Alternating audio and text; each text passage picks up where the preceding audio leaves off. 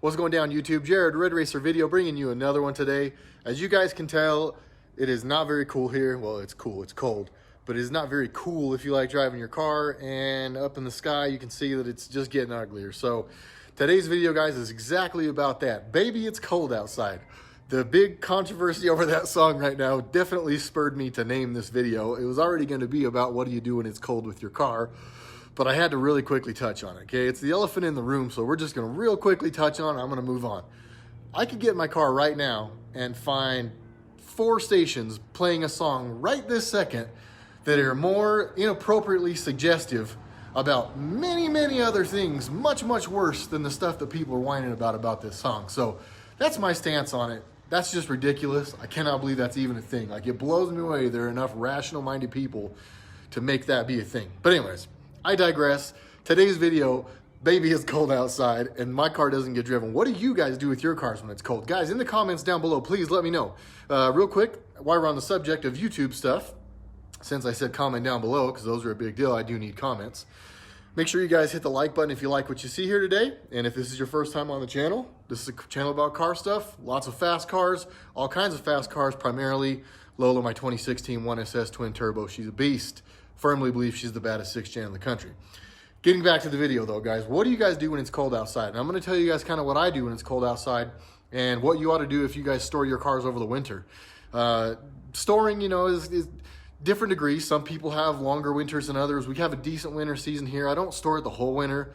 One of these days I am gonna take my tires off and put my other wheels and tires back on. You guys probably can see them. Get over here. Stashed over here on the side of my garage is my other set of wheels and tires, and I'll probably put those all back on. Those are just tires, but behind those there's wheels and tires. I'll probably put those back on so that I can drive the car around a little bit. I do have Continental all-season tires on 5th gen ZL1 1LE replicas. I'm gonna put those back on so that I can actually drive this car and enjoy this car throughout the winter. But as far as things that you really ought to do in the winter and things that you should consider if you're gonna park cars over the winter, we'll get into it real quick here. I don't expect this video to be horribly long, so hang in there with me. Should be an easy one.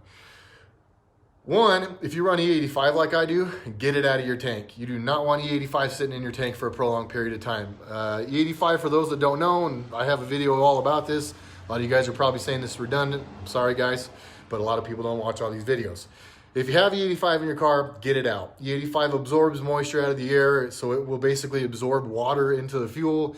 It doesn't sit well, it doesn't have a long shelf life. So if you run E85, I would burn that all out and I would run a tank of 91 through it and then fill up with a tank of 91.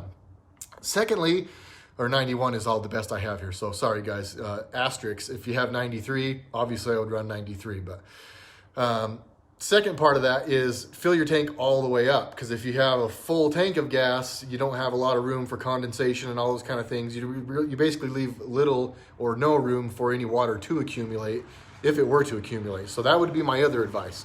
Get the E85 out, get the best fuel you can in there, fill it to the very top. If your car's gonna sit for a real long time, like months, and my car won't, I start it, I run it, I will go drive it here soon, but it's been parked for 2 or 3 weeks, I think now. But the other part of that is stay bill. If you guys haven't seen it, there are fuel additives where you can basically add it to a tank of fuel and it helps keep the fuel good for a longer period of time. So if it's gonna be a real long time that's gonna sit like that, I would probably put some of that in. Having said that, I wouldn't personally love driving my car around with that stuff in it. I don't know how it affects, and you judge me all you want. I should have done the research, but I didn't. I don't really know how that would really affect performance, but me personally, I wouldn't necessarily feel comfortable going and like really rallying my car with stable in the fuel. So still, I do believe that you should have that in your fuel tank, especially if your car is gonna sit for a long period of time. The other thing I would recommend, and I'll see if you can see when I walk over here, you may or may not be able to see it when I show you, but I've got my car plugged in. She is on a battery tender.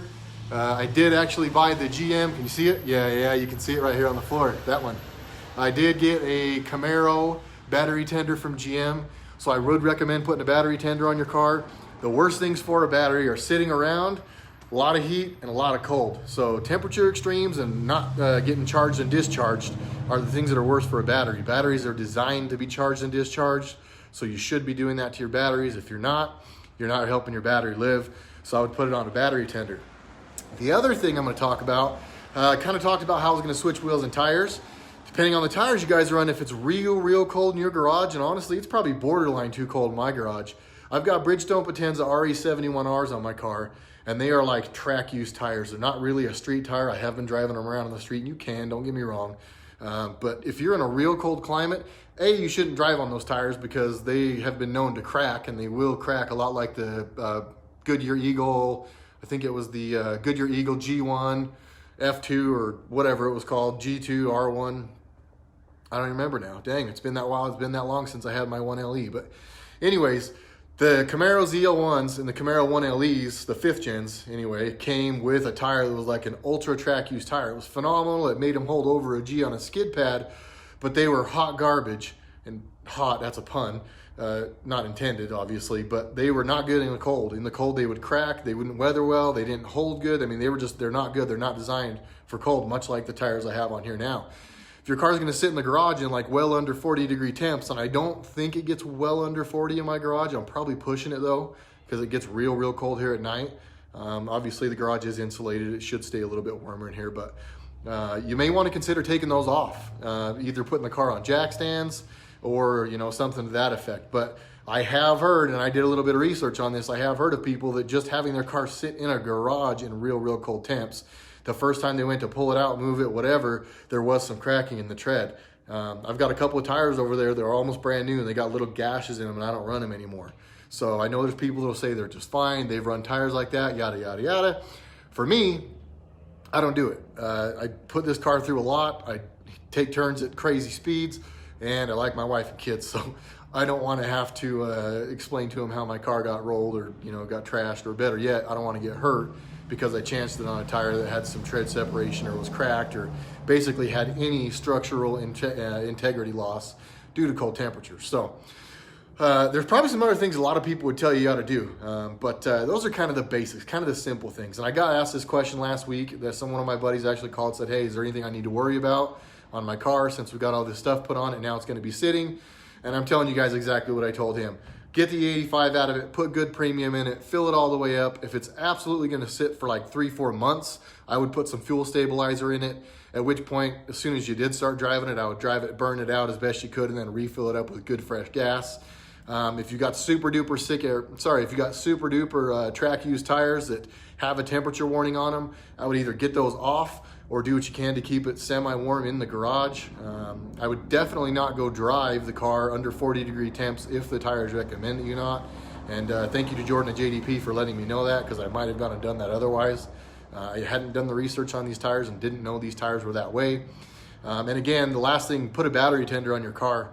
It's a good idea to keep the battery charged up. The battery tenders will actually let them charge and discharge a little bit. I've come out at times and the battery tender showed the battery wasn't full. And I thought, well, what the heck? What's the point of having it charged in or plugged in if it's not keeping the battery charged? Then I started thinking, and I'm like, oh yeah, that's right. The idea is for the battery to charge and discharge. So the battery tenders are smart. They know what they're doing. They will prolong the life of your battery. I said that was the last thing, and sorry guys, one last thing I almost forgot to tell you.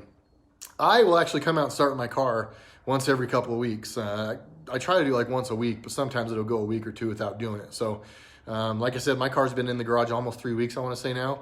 So a few days ago, I actually started it, let it run, and let it get nice and warm. Don't just start it for like 2 minutes though and then shut it off, guys. You want the oil temperature and everything. You want basically all those fluids to get up in temperature, because if they don't get up in temperature, they do create a bunch of condensation and they will create a bunch of muck and crap and all that kind of stuff. So you don't want all that in there. If you do start, let it run, and let it get to operating temperature, because at operating temperature, it's burning off any of that moisture and any of that condensation that might be in the oil and all those kind of things. So that's it, guys. Simple video. Like I said, guys, the whole baby, it's cold outside. That thing's ridiculous. I can't believe that's even a thing. But hopefully I was able to give you guys some good information on what might be bleh.